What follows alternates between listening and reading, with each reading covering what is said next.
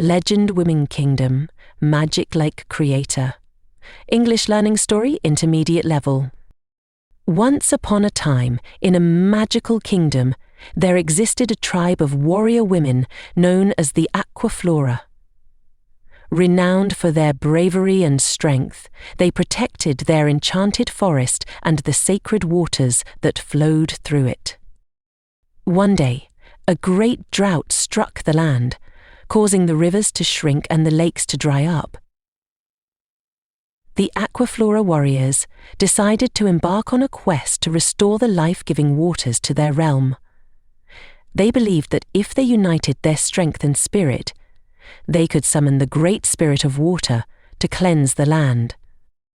As part of their ritual, the women gathered at the highest waterfall in the kingdom, a site said to be blessed by the water spirits. Each warrior meditated, focusing their energies towards the earth, willing the water to return.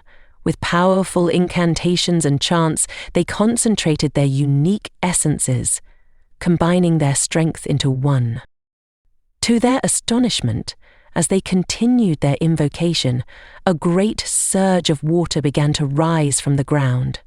It flowed like a magical river, spiraling and weaving as it danced through the air, filling the dry beds of the lakes.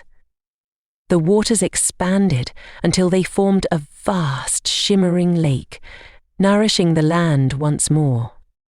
The Aquaflora had not just created a lake, they had rejuvenated the earth and ensured their people would thrive again.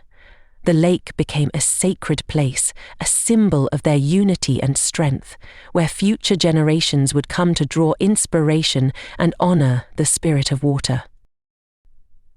Through their legendary act, the warrior women of the Aquaflora taught their kingdom the importance of courage, teamwork, and respect for nature, leaving a legacy that would be told for centuries to come.